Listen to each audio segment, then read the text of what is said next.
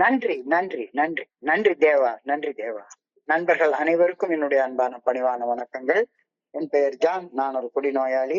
எல்லாமல்ல இறைவனோட அருளாலையும் தோழமையில் இணைந்து செயல்படுவதால் நான் பெற்றுக்கொள்ளக்கூடிய அனுபவம் தம்பு நம்பிக்கையாலையும் இன்னைக்கு ஒரே ஒரு நாள் நான் குடிக்கல, தெளிவா மன நிறைவா அமைதியா வாழ என்னாலான எல்லா முயற்சிகளையும் செய்து கொண்டிருக்கின்றேன். நம்ம கோயம்புத்தூர் ஒருங்கிணைப்பு குழுவின் மனசாட்சியின் தீர்மானத்தின்படி நாம இந்த ஆன்லைன் மீட்டிங்ல 9:30 to 10:30 வரைக்கும் தினசரி 24 hours a day 24 மணித்துளிகள் ஒரு நாள் அப்படின்ற புத்தகத்துல ஒவ்வொரு நாளும் ஒவ்வொரு பக்கத்தை எடுத்து வாசிச்சு விளக்கம் பார்த்து கலந்தாய்ச்சி இந்த கூட்டத்தை நடத்தி கொண்டிருக்கிறோம். அதன் தொடர்ச்சியாக இன்னைக்கு நாம வந்து அடைஞ்சிருக்கிற பக்கம் February மாதம் 22ஆம் தேதி உள்ள பக்கம். அதை இன்னைக்கு வாசிச்சு அதோடைய விளக்கத்தை பார்த்து கலந்தாய்ச்சி செய்ய இருக்கின்றோம். முதல்ல அந்த February 22 நண்பர் தேவா அவர்களை பணியோட கேட்டுக்கொள்றேன். தேவா, ஓவர் டு யூ. February 22. 24 மணித்துளிகள் ஒரு நாள். February 22. ஏய தோழமையின் இன்றைய சிந்தனை. இப்பொழுது ஏய தோழமையின் மூலமாக நமக்கு கிடைத்த நல்லவைகள் பற்றிய ஒரு பட்டியலை நம்மால் தயாரிக்க முடியும். முதலில், இன்று நாம் குடிக்காமல் தெளிவாக வாழ்கின்றோம். ஒரு குடிநோயாளின் வாழ்க்கையில் இதுவே அனைத்தையும் விட மிகப்பெரிய ஆசீர்வாதம். தெளிவுத்தன்மை என்பது வியாபாரத்தில் ஒரு வியாபாரி பெறும் நன்மதிப்பிற்கு ஒப்பானது. வியாபாரமே நன்மதிப்பின் அடிப்படையில் மட்டுமே நல்லபடியாக நடக்க முடியும். நம்மில் பலர் தெளிவுடன் இருப்பதால் பணம் ஈட்டக்கூடிய ஒரு பணியில் இருக்கின்றோம். நாம் குடித்துக் கொண்டிருந்திருந்தால் இந்த பணி நம்மிடம் இருந்திருக்காது. எனவே நமது பொருளாதாரம் நமது தெளிவுத்தன்மையை சார்ந்து உள்ளது. இன்று நமக்கு ஒரு குடும்பம் உள்ளது. இன்னும் குடித்துக் கொண்டிருந்திருந்தால் நாம் குடும்பத்தை நாம் இழந்து போயிருப்போம். இன்று நமக்கு எப்பொழுதும் உதவ தயாராக இருக்கும் நண்பர்கள் இருக்கின்றார்கள். இன்று என்னுடைய பணி, குடும்பம், உண்மையான நண்பர்கள் எல்லாமே எனது குடியேற்ற தெளிவுத்தன்மையை சார்ந்துதான் அமைந்துள்ளது என்ற உண்மையை நான் உணர்கின்றேனா? இன்றைக்கான தியானம். என் திறமைகளை எல்லாம் பயன்படுத்தி இறையல் பேராற்றலின் நல்ல ஒழுக்கான வழிகாட்டுதலை நான் நம்ப வேண்டும். இந்த பாடத்தை நான் கற்றுக்கொண்டே ஆக வேண்டும். என் ஐயங்களும் அச்சங்களும் என்னை திசையறியாத வனாந்தரத்தில் கொண்டு போய் விடுகின்றன. நான் இறையல் பேராற்றலின் நல்ல ஒழுங்கான வழிகாட்டுதலை நம்பாததால் என்னுள் ஐயங்கள் எழுந்து என்னை சரியான பாதையில் இருந்து விலகி செல்ல வைத்து விடுகின்றன. நான் இறையல் பேராற்றலின் அன்பை நம்பியாக வேண்டும். இறையல் பேராற்றலது அன்பு என்றும் என்னை தோற்க விடாது. ஆனால் என் ஐயங்களாலும் அச்சங்களாலும் நான் தோற்காதவாறு என்னை நானே பாதுகாத்துக் கொள்ள வேண்டும். அச்சத்திற்கு மாற்றாக நம்பிக்கையை கொள்ள நான் கற்றுக்கொள்ள வேண்டும். எனது அனைத்து வகை ஐயங்களும் என்னில் இறையல் பேராற்றல் செயலாற்றுவதை தடை செய்கின்றன. நாம் ஐயம் கொள்ளக்கூடாது. தொடர்ந்து இறையல் பேராற்றலை நான் நம்ப வேண்டும். தொடர்ந்து என் நம்பிக்கையை உறுதிப்படுத்தி அயராது உழைக்க வேண்டும். இன்றைக்கான பிரார்த்தனை. இறையல் பேராற்றலின் விரும்பும் வண்ணம் என் வாழ்க்கையை நான் வாழ வேண்டும் என வேண்டுகின்றேன். இவ்வுலகின் நன்மைகளை நான் ஒன்றாக கலக்க வேண்டும் என பணிவுடன் வேண்டுகின்றேன். தேங்க்யூ. நன்றி நன்றி நன்றி நன்றி நன்றி. நண்பர்களுக்கு மீண்டும் ஒரு முறை என்னுடைய அன்பான பணிவான வணக்கங்களை தெரிவித்துக் கொள்றேன். என் பெயர் ஜான். நான் ஒரு குடிநோயாளி. எல்லாம் உள்ள இறைவனோட அருளாலையும் தோழமையில இணைந்து செயல்படுவதால் நான் பெற்றுக்கொள்ளக்கூடிய அனுபவம், தெம்பு, நம்பிக்கை ஆகியவற்றாலும் இன்னைக்கு ஒரே ஒரு நாள் நான் குடிக்கல, தெளிவா மன நிறைவா அமைதியா வாழ என்னாலான எல்லா முயற்சிகளையும் செய்து கொண்டிருக்கின்றேன். இன்றைக்கு வாசிக்கப்பட்ட பகுதியை படிக்கிறப்ப நம்ம ப்ரோக்ராம் நமக்கு வழங்கக்கூடிய 12 படிகள் அடங்கிய மீட்படையும் செயல் திட்டத்தின் 4வது பரிந்துரையை செயல்படுத்துறதற்கான ஒரு டிப்ஸ், ஒரு ஆலோசனை கொடுக்கப்பட்டு நான் பாக்குறேன். தோழமை பரிந்துரைக்கக்கூடிய 12 படிகள் அடங்கிய மீட்படையும் செயல் திட்டத்தின் 4வது படியில நான் செய்ய பரிந்துரைக்கக்கூடிய செயல் அச்சமின்றி ஆழமாக என்னுடைய கடந்த கால ஒழுக்கங்கள் குறிச்ச ஒரு பட்டியலை தயாரிக்கிறது அப்படின்னு 4th ஸ்டெப்ல சொல்லியிருக்கு. Fearless moral inventory of ourselves. அச்சமின்றி ஆழமாக நம்முடைய கடந்த கால ஒழுக்கங்கள் குறிச்ச ஒரு பட்டியல் தயாரிக்கிறது.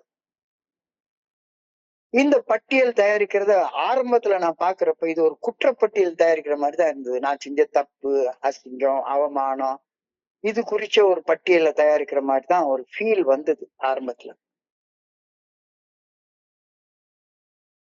திருவள்ளுவர் ஒரு குறள்ல எழுதுறாரு, குணம் நாடி குற்றமும் நாடி அவற்றுள் மிகை நாடி மிக்க கொளல் அப்படின்னு சொல்லி ஒரு கருத்தை 2000 வருஷங்களுக்கு முன்னாலேயே தெய்வ புலவர் சொல்லியிருக்காரு. முதல்ல எதை கேட்டாலும் அதோடைய குணத்தை நாட வேண்டும், அதன் பின்னர் தான் குற்றத்தை நாட வேண்டும் அப்படின்னு அந்த ஆர்டர் ஆஃப் ப்ரையாரிட்டி தெளிவாக சொல்லப்பட்டிருக்கிறது. சோ இந்த 4th ஸ்டெப்ல கூட ஃபர்ஸ்ட் என்கிட்ட இன்னமும் கொஞ்சோண்டு நல்ல குணம் இருக்கா, என்னுடைய குணத்தை நாட வேண்டும், அதுக்கு அப்புறமாகத்தான் குற்றத்தை நாட வேண்டும் அப்படின்ற கருத்தை இன்னைக்கு நமக்கு சிந்தனையில அழகா சொல்ல முயற்சி பண்ணிருக்காங்க. இந்த உலகத்துல நான் என்னுடைய மனம் போன போக்குல வாழ்ந்து செயல்பட்டு வாழ்ந்ததால துன்பம் துயரத்தை என்னுடைய வாழ்க்கையில நான் தான் வரவழைச்சு கொண்டேன். என் இஷ்டம் போல என் கால் போன போக்குல எல்லாம் போய் மனம் போன போக்குல எல்லாம் செயல்பட்டு அந்த மாதிரி வாழ்ந்ததால என்னுடைய வாழ்க்கையில துன்ப துயரத்தை நான் தான் வரவழைச்சு கொண்டேன், சந்தேகமே இல்லை.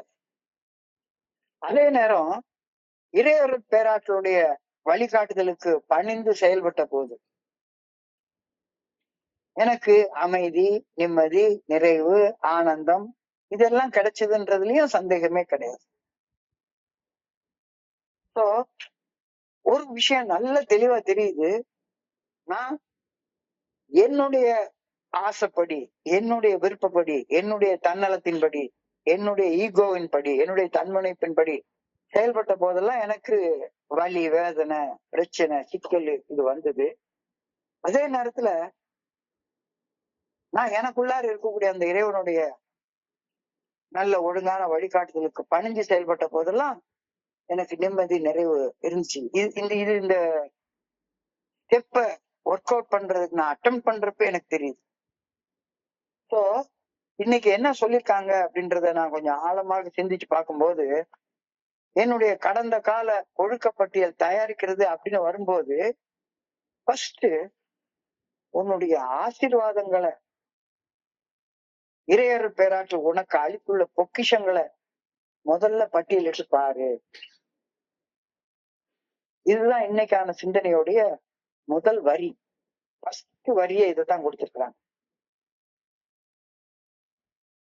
நாம குடிக்காம இருந்துட்டோம், நம்ம நல்ல வாழ்க்கை வாழ முடியும் அப்படின்னு நம்பிக்கையை வந்து அடைஞ்சிட்டோம். அந்த நம்பிக்கையின் அடிப்படையில இனிமேல இறைவனுடைய நல்ல ஒழுங்கான வழிகாட்டுதலுக்கு பணிஞ்சு செயல்படுறது அப்படின்ற உறுதியான தீர்மானத்தை எடுத்துட்டோம். இப்ப now we can take an inventory of the good things that is already within us. அதாவது ஏஐ ஃபெலோஷிப் என்னைக்குமே நெகட்டிவ் ஆனது கிடையாது, பாசிட்டிவ் ஆனது அப்படின்றதுக்கு இன்னைக்கான இந்த சிந்தனை ஒரு அழகான உதாரணம். Now we can take an inventory of the good things that is already within us. இன்னைக்கு இறையருள் பேராற்றல் எனக்கு ஏற்கனவே வழங்கியுள்ள அந்த ஆசீர்வாதங்களை கணக்கெடுத்து பார்க்கணும். அதுக்கு அப்புறம்தான் அந்த ஆசீர்வாதங்கள் என்னுடைய தன்னலம், தன்முனைப்பு ஆகியவற்றை நிறைவேற்றிக் கொள்ள தப்பாக கடவுள் கொடுத்த ஆசீர்வாதங்களை பயன்படுத்தினதுனால என்னுடைய வாழ்க்கையை நான் தான் சீரழிச்சு கொண்டேன் அப்படின்னு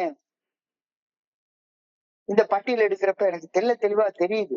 count your blessings, count your blessings, inventory of your blessings அப்படின்னு ஒண்ணு சொல்லுவாங்க, கிராட்டிடியூட் லிஸ்ட்னு சொல்லுவாங்க. நீ எதுக்கெல்லாம் நன்றியோட இருக்கணும் அப்படின்னு ஒரு கிராட்டிடியூட் லிஸ்ட் எடு.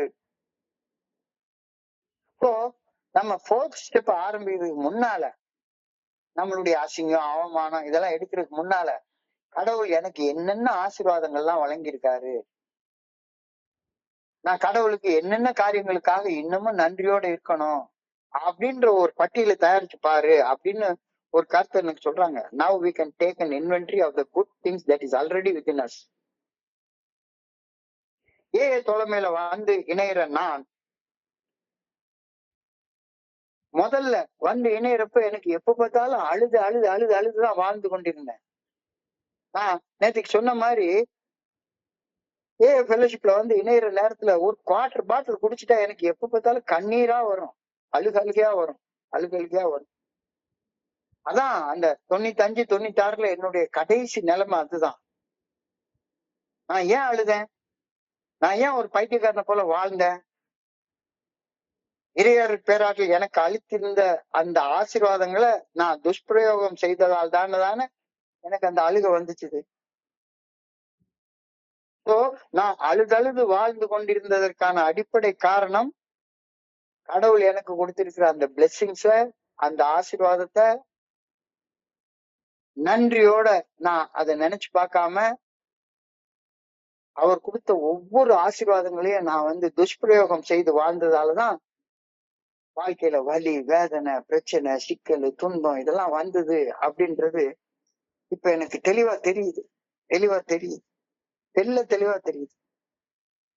என்னையே நான் ஒரு அவமானத்தின் சின்னமாக நான் பார்த்து கொண்டு இருந்ததுக்கு என்ன காரணம்? எனக்கு மீட்டிங்ல வந்து ஆரம்பத்துல பாக்குறப்ப யாரு கண்ணையும் பார்க்க எனக்கு தோணவே தோணாது. உலகம் எல்லாம் நல்லா இருக்கு, நான் மட்டும்தான் வீணா போயிட்டேன், ரொம்ப மோசமான அடிமட்ட நிலையில வாழ்ந்து கொண்டிருக்கின்றேன். அப்ப என்ன ஒரு அவமானத்தின் சின்னமாக நான் பார்த்து கொண்டிருந்ததுக்கு என்ன காரணம்?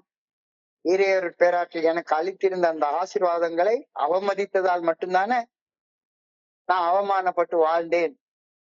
இது கொஞ்சம் ஆழமா யோசிச்சு பாரு அப்படின்ற ஒரு கருத்தை இன்னைக்கு நம்ம சிந்தனைக்கு வைக்கிறாங்க. இறைவன் கொடுத்த ஆசீர்வாதங்கள் இன்னைக்கும் என்கிட்ட இருக்கத்தான் செய்து, அன்னைக்கும் இருந்துச்சு, இருந்து கொண்டேதான் இருக்கும். நான் உயிரோட இருக்கேன்ல.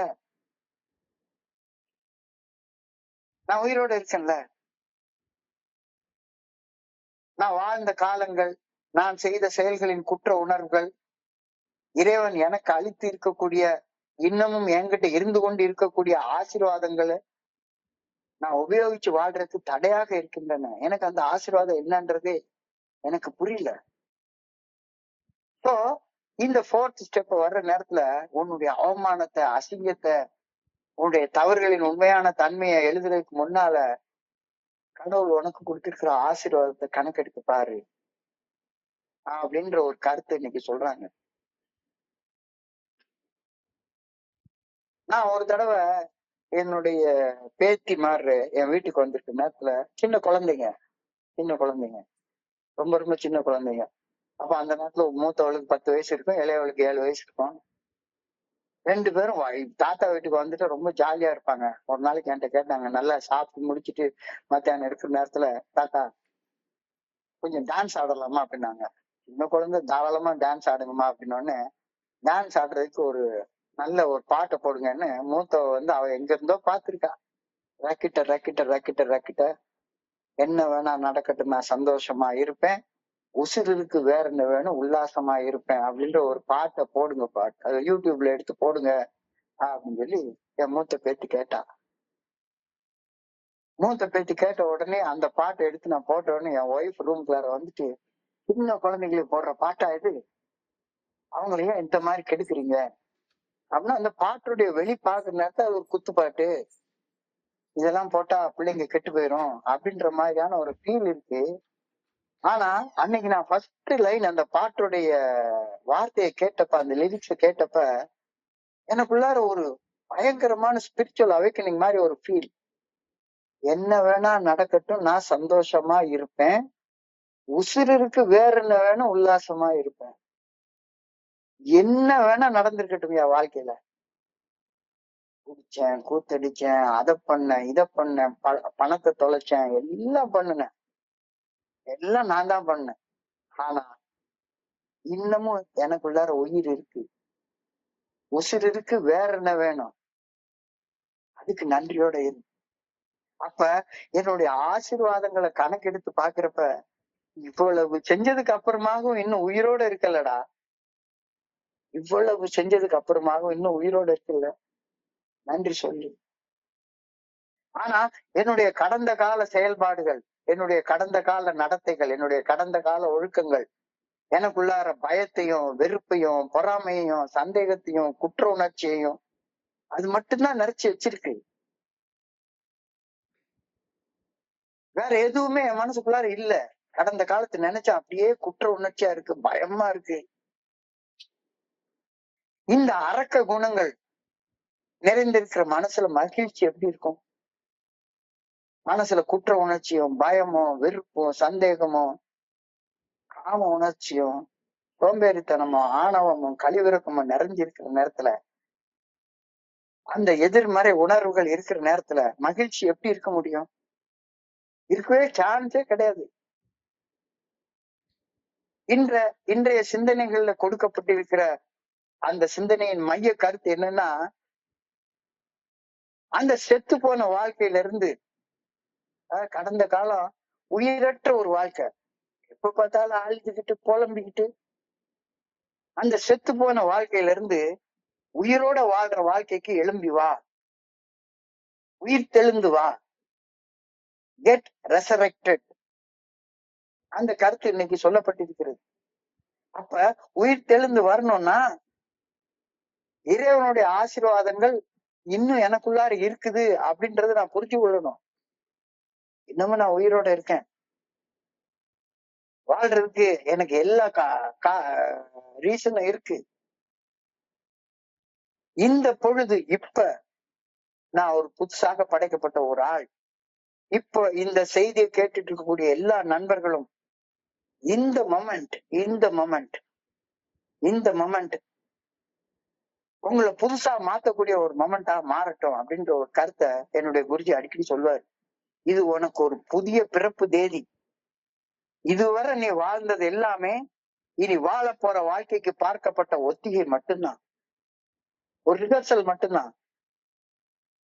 இப்ப புதுசா யோசிச்சு பாரு, உயிரோட இருக்க. திரை எழுந்து விட்டது, கட்டணஸ் ரிசன், காலம் கனிந்து விட்டது. இந்த உலகம் இனி நீ வாழ போற வாழ்க்கையை பார்த்து கரகோஷம் போட்டு ஆர்ப்பரிக்க ஆரம்பித்து விட்டது. எல்லாரும் உங்களுடைய வாழ்க்கையை பார்த்து, எப்படி இருந்த மனுஷன், செத்து போன மனுஷன் உயிர் தெளிந்து வாழ ஆரம்பிச்சுட்டான்டா அப்படின்னு சொல்ல போகுது. அப்ப சொல்லணும்னா என்ன செய்யணும்? கடவுள் உனக்கு கொடுத்திருக்கிற அந்த ஆசீர்வாதங்களை கணக்கு போட்டு பாரு, ஒரு இன்வென்டரி எடுத்து பாரு. வெறுமன புலம்பிட்டு மட்டும் இருக்காத. கடவுளுடைய ஆசீர்வாதங்கள், inventory of the blessings of the creator, இறைவன் உனக்கு அளித்திருக்கிற ஆசீர்வாதங்களுடைய பட்டியல். நீ எந்தெந்த விஷயங்களுக்கு எல்லாம் நன்றியோடு இருக்கணுமோ அந்தந்த விஷயங்களுக்கான பட்டியல், அதை யோசிச்சு பாரு.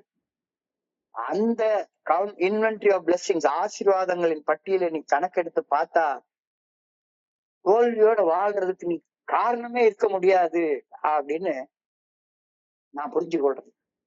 S, if you take the inventory of your blessings, உன்னுடைய ஆசீர்வாதங்களை பட்டியல் போட்டு பார்த்தேன்னா தோல்வி மனப்பான்மையில வாழ்றதுக்கு காரணமே கிடையாது அப்படின்றது உனக்கு புரியும்.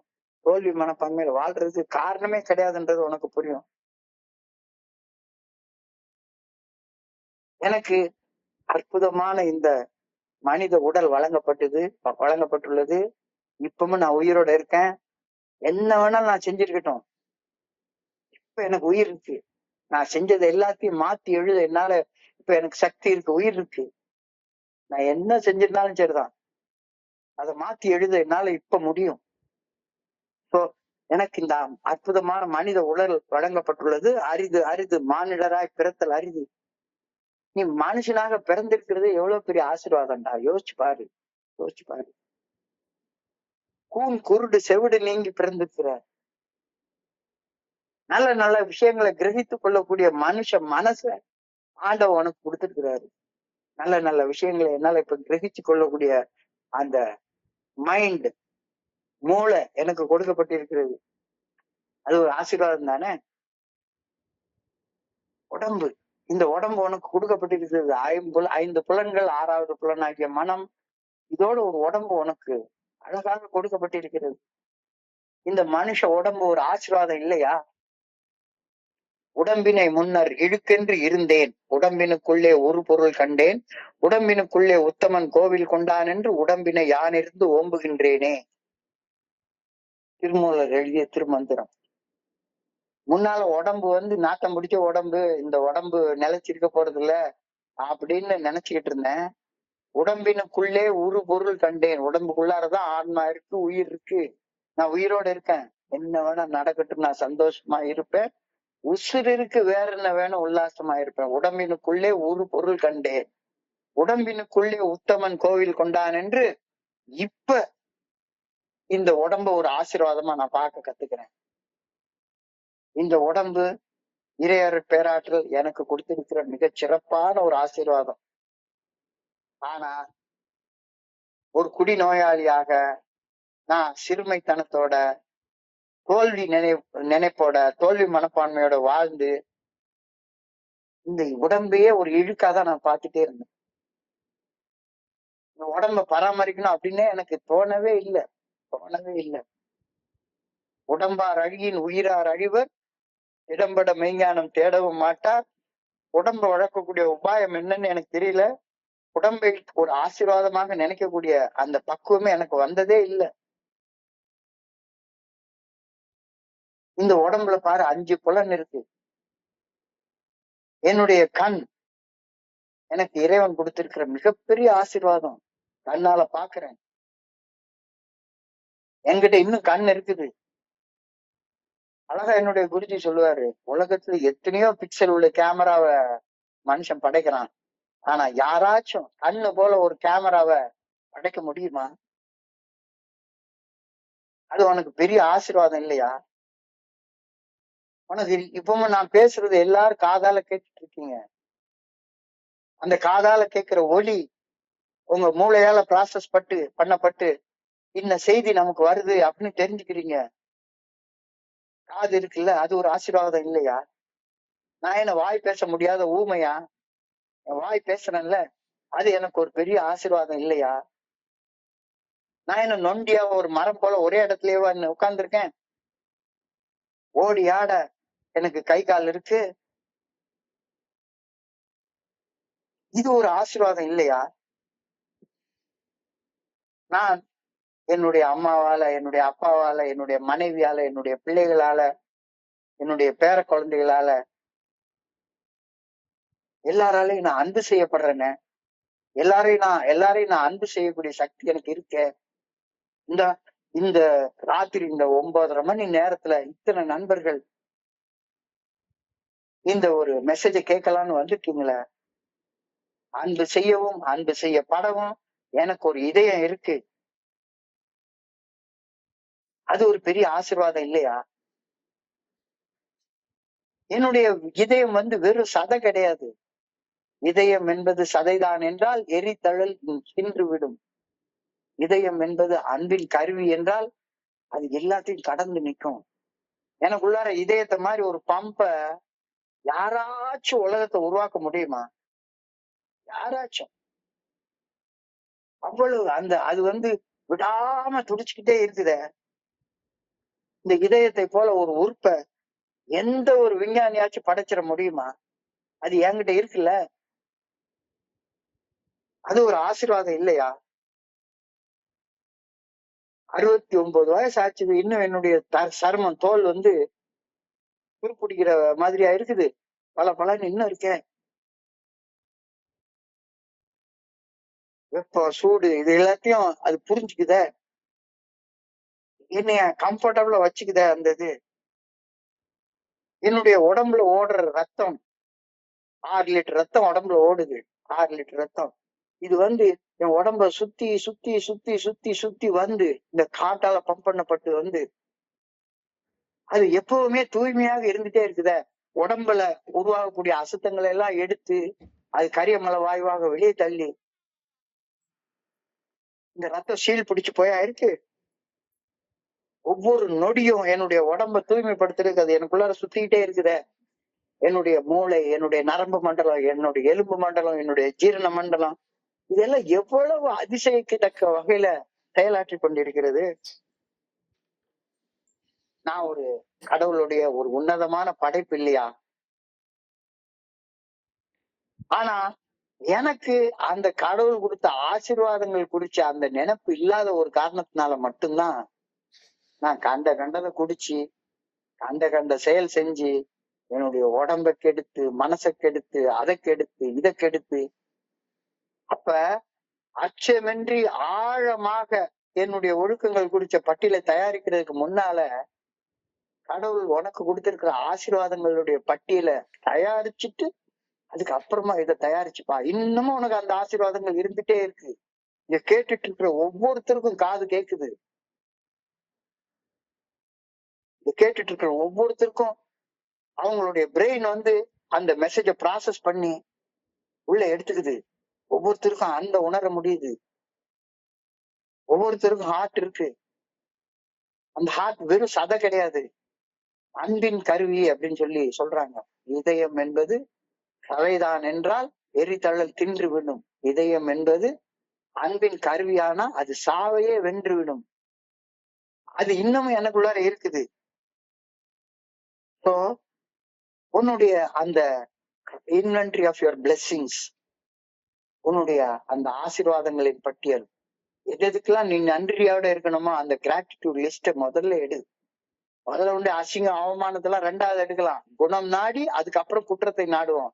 முதல்ல இன்னமும் உனக்குள்ளார அந்த ஆசீர்வாதம் இருக்கா அப்படின்னு ஒரு பட்டியலை தயாரிச்சு பாரு.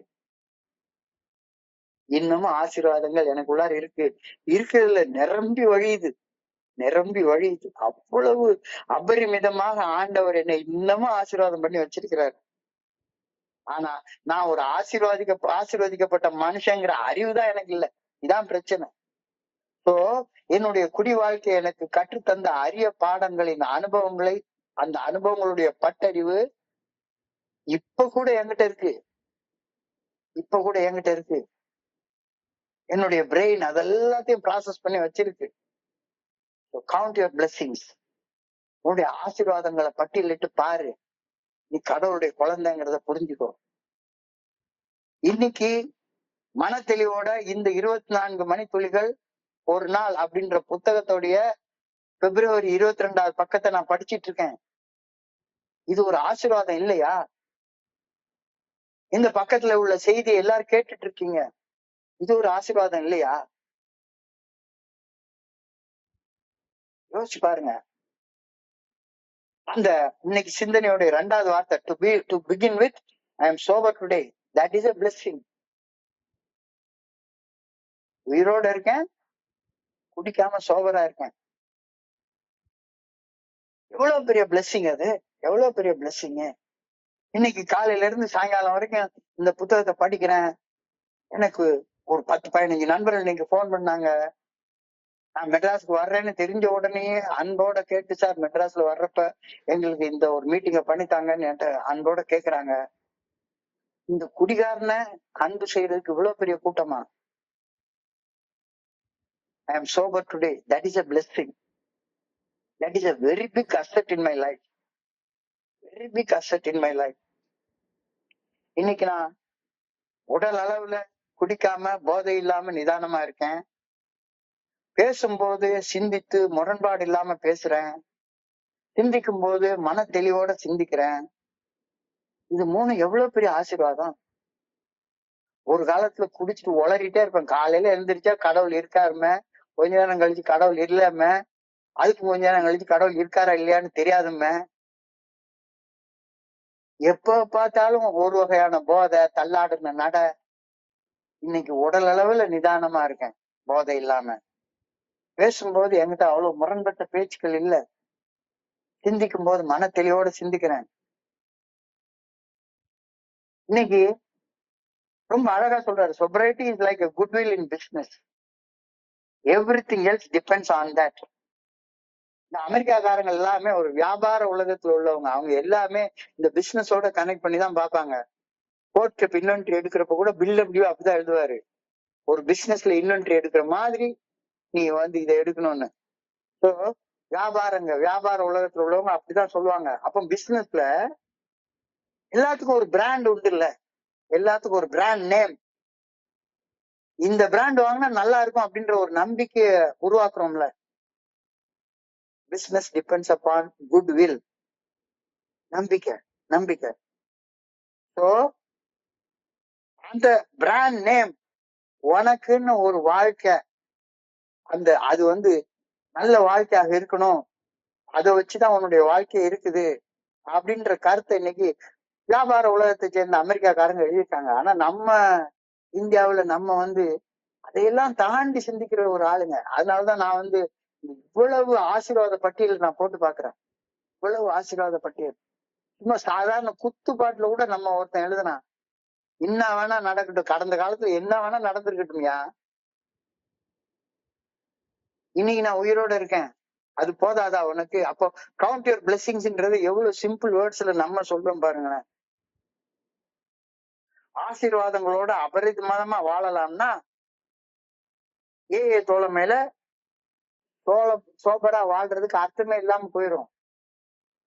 இறைவனுடைய அந்த ஆசீர்வாதங்களை கணக்கெடுத்து வாழ்வாங்க நீ வாழலைன்னா, தோழமையில என்னையா செஞ்சிட்டு இருக்க? வந்து இங்க பொழுது போக்குறதுன்னா தாராய கடையில இதை விட நல்லா பொழுது போகும் தானே. பொழுது போக்குறதுக்கு அங்க நான் வர்றேன் இல்ல இல்ல. இன்னைக்கு எனக்கு தங்க ஒரு வீடு இருக்கு, சாப்பிடுறதுக்கு ஒரு உணவு இருக்கு, அழகா இன்னைக்கு வந்து என்னைய பார்த்து பார்த்து பார்த்து பார்த்து எனக்கு உணவு கொடுக்கறதுக்கு அன்பான மனைவி இருக்காங்க, அவங்களுக்கு நான் இருக்கேன், எனக்கு தங்க ஒரு வீடு இருக்கு, சாப்பிட ஒரு உணவு இருக்கு, அன்பு செய்ய மனைவி இருக்காங்க, என்னுடைய மகன் இருக்கான், மருமக இருக்கா, 2 பேத்துக்கும் இருக்காங்க, என் கூட பிறந்தவங்க இருக்காங்க, அன்பு செய்ய இவ்வளவு நண்பர்கள் இருக்காங்க, தோழமை இருக்கு. இதெல்லாம் ஆசீர்வாதம் இல்லையா? இதெல்லாம் ஆசீர்வாதம் இல்லையா? இந்த ஆசீர்வாதங்களை கணக்கெடுத்தா நான் போய் எப்படி குவார்டர் பாட்டில கையால தொடுவேன்? ஆசீர்வாதம்லாம் ஒண்ணுமே இல்லை, என்னுடைய வாழ்க்கை சபிக்கப்பட்ட வாழ்க்கைன்னு நினைக்கிறப்பதானே நான் போய் அந்த குவார்டர் பாட்டில தொட போவேன். இன்னைக்கு திரும்ப போய் நான் மோசம் செய்யக்கூடிய முதல் குழு மதுவை தொட்டா அந்த ஆசீர்வாதங்கள், அதை பத்தி நினைப்பு எனக்கு மறந்தே போயிடும். அதுக்கப்புறம் எனக்கு ஒண்ணுமே மிச்சம் இருக்காது. எனக்கு இன்னைக்கு ஒரு வேலை செய்ய ஒரு வேலை இருக்கு, பணம் வருது, ஏதோ பசி இல்லாம சாப்பிடுறதுக்கு ஒரு வேலை இருக்கு. I realize that my job, my family, my real friends are dependent on my sobriety. இன்னைக்கு ஒரு நாள் மோசம் செய்யக்கூடிய முதல் கூடிய தொடாம இருக்கிறது என்னுடைய ஆசீர்வாதங்களை கணக்கெடுத்து இதை போய் நுண்ணி கலையில உட்கார்ந்துட்டு அடிக்கலையை வெட்ட மாட்டேன் வைத்தியக்கார மாதிரி அப்படின்றத நான் புரிஞ்சுக்கிறேன்னா, இன்னைக்கு நான் குடிக்காம இருக்கிறதுனால மட்டும்தான் நான் ஆசீர்வதிக்கப்பட்ட ஒரு மனுஷனாக வாழ்ந்துட்டு இருக்கேன்றத புரிஞ்சு கொள்ள முடியுது. இது உனக்கு புரியுதா? எளிமையான கேள்விதானே அது. நீ போய் திரும்ப போய் குடிச்சேன்னா உன்னுடைய ஆசீர்வாதங்கள் எல்லாமே உனக்கு மறந்து போயிருந்தானே.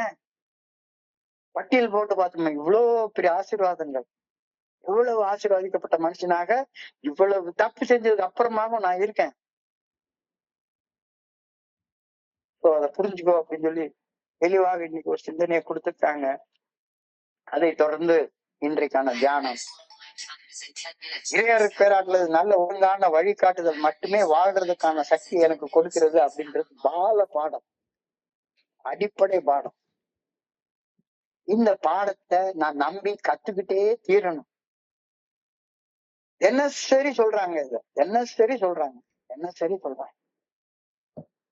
இறைவனுடைய நல்ல ஒழுங்கான வழிகாட்டுதல் காட்டுற பாதையை விட்டு விலகி போனா உனக்கு மனசுக்குள்ளார சந்தேகமும் பயமும் பொறாமையும் கோபமும் தான் வரும். அப்ப உன் மனசுக்குள்ளார சந்தேகம், பயம், பொறாமை, கோபம், காமம் இதெல்லாம் வருதுன்னா நீ வந்து இறைவனுடைய பாதையை விட்டு விலகி போகிற அப்படின்றத சுட்டி காட்டுறதுக்கு தான் இந்த உணர்வு தடுமாற்றங்கள்லாம் வருது அப்படின்ற கருத்தை நீ சொல்றாங்க.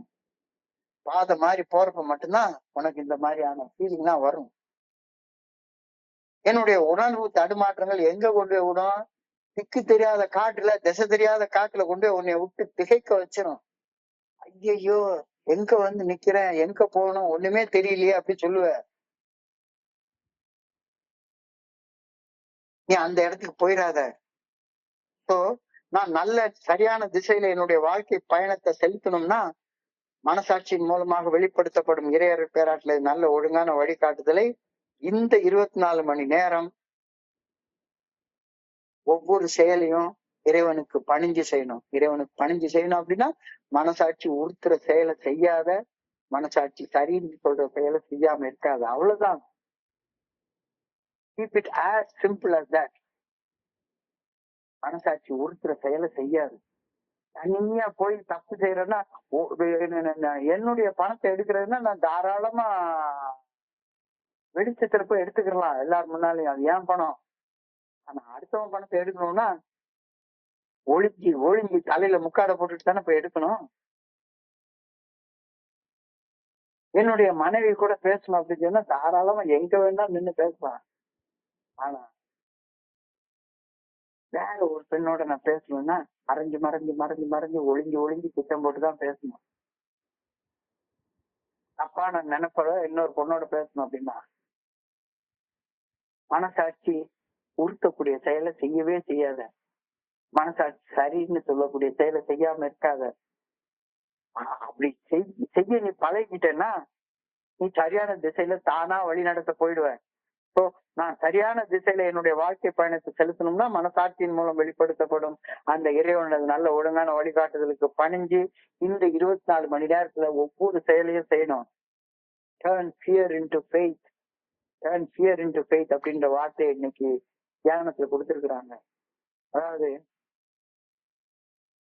பயம் வந்து ஒரு மனுஷனுடைய கதவை வந்து தட்டிச்சுதான்.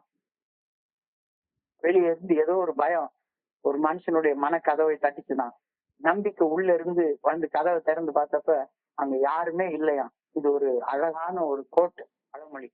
Fear not the door. Faith came from inside to inside and opened the door to find nobody there. பயமும் நம்பிக்கையும் ஒரு சேர இருக்கவே இருக்காது. பயம் இருந்தா நம்பிக்கை இருக்காது, நம்பிக்கை இருந்தா பயம் இருக்காது. So turn your fear into faith. உணர்வு தடுமாற்ற நேரங்கள்ல இறைவனுடைய நல்ல ஒழுங்கான வழிகாட்டுதலை நம்பி செயல்படு. ஏதாச்சும் தப்பு செய்யணும் அப்படின்னு உணர்வுகள் தடுமாறுற நேரத்துல கொஞ்ச நேரம் கண்ணை மூடு. உனக்குன்னு நீ வீட்டுல உருவாக்கி வச்சிருக்கல 3 அடிக்கு 3 அடி இடம், அந்த இடத்துல போய் அமைதியா உட்காரு. அந்த இடத்த எப்பவுமே சுத்தமா வச்சுக்கோ. உங்க வீட்டுல ஒரு வெறும் 3 அடிக்கு 3 அடி ஒரு இடம், அந்த இடத்துல ஒரு பாயை போட்டு அழகா ஒரு சுத்தமான ஜம்காலத்தை போட்டு அங்க ஒரு 2 தலைவணியை போட்டு வச்சுக்கோ. எப்ப உணர்வு தடுமாறினாலும் சரிதான், ஒரு 2 நிமிஷம் 5 நிமிஷம் அந்த இடத்துல போய் உட்காரு. உணர்வுகள் தடுமாறுற நேரத்துல கண்ணை மூடி இறைவனுடைய நல்ல ஒழுங்கான வழிகாட்டுதல கேட்டு அதை நம்பி செயல்படு. உணர்வு தடுமாற்றங்கள் அது வந்து பயமா இருக்கட்டும், கோபமா இருக்கட்டும், பொறாமையா இருக்கட்டும், சந்தேகமா இருக்கட்டும், காமமா இருக்கட்டும், எந்த மாதிரியாக உணர்வு தடுமாற்றங்கள் நேர்ற நேரத்துல இறைவனுடைய அந்த நல்ல ஒழுங்கான வழிகாட்டுதல உனக்கு உள்ளார வர்றதுக்கு தடை செய்ய அனுமதிக்காது. Don't doubt. சந்தேகப்படாது. I must believe in God and continually work at strengthening my faith. அப்போ உனக்குள்ளார ஒரு நம்பிக்கை, ஒரு மனப்பக்குவம் உருவாகுது அப்படின்னா ஒவ்வொரு நாளும் உன்னுடைய செயல்களின் மூலமாக அந்த நம்பிக்கையை இன்னும் உறுதிப்பட வளர்த்து கொண்டே வா. நிச்சயமா நல்ல யோசிச்சு பாருங்களேன். இப்போ இந்த செயல் ஒண்ணு செய்யறோம், நம்பிக்கையின் செயல். சாயங்காலமா இந்த புத்தகத்தை எடுத்து நண்பர்களுக்கு எல்லாமே நானும் பகிர்ந்து கொண்டிருக்கேன். நல்ல விஷயங்களை படிக்க தொடர்ச்சியாக இந்த செயலை செய்ய என்னுடைய வாழ்க்கை நல்லா ஆயிருக்கும். 1 வருஷம் கழிச்சு இந்த புத்தகத்தை முடிக்கிற நேரத்துல நம்ம ஒவ்வொருத்தருடைய நம்பிக்கையும் அப்படியே இரும்பு போல உறுதியாக மாறி இருக்குமா, மாறி இருக்காதா? இத சந்தேகமே படாதீங்க. தொடர்ச்சியாக உணர்வு தடுமாற்ற நேரங்கள் எல்லாமே உணர்வு தடுமாற்றங்கள் எல்லாருக்கும் வரும். எல்லாருக்கும் வரும். உணர்வு தடுமாற்றம் அடையாத மனிதர்கள் இருக்கவே முடியாது. அதாவது ஆனானப்பட்ட ஜீசஸ் கிரைஸ்டுக்கு உணர்வுகள் தடுமாறுற நேரத்துல அவருடைய வியர்வை, ஸ்வெட், வியர்வை ரத்தமாக வெளியே வர்ற அளவுக்கு அவரு தடுமாறினாரு அப்படின்னு நம்ம வேதத்துல படிக்கிறோம். எல்லாருக்கும் வரும். எல்லாருக்கும் வரும். உணர்வுகள் தடுமாறாத மனிதர்கள் கிடையவே கிடையாது. நான் ஒரு சாதாரண மனுஷன், அதுலயும் ஒரு குடிநோயாளி, எனக்கு எப்படி உணர்வு தடுமாறாம இருக்கும்? ஆனா நம்பிக்கையோட எல்லாரும் இங்க வர்றீங்கல்ல, அப்போ இந்த நம்பிக்கையோட செயல் செய்யறதோடைய எண்டுல, இந்த வருஷம் முடியிற நேரத்துல, இந்த புத்தகத்தை நம்ம முழுமையாக படிச்சு முடிக்கிற நேரத்துல நம்ம நிச்சயமாக நம்மளுடைய ஆசீர்வாதங்களை முழுமையாக கணக்கெடுப்போம். நல்ல வகையாக வாழ்வோம். அது தொடர்ந்து பிரேயர் ஒண்ணு கொடுக்கப்பட்டிருக்கிறது.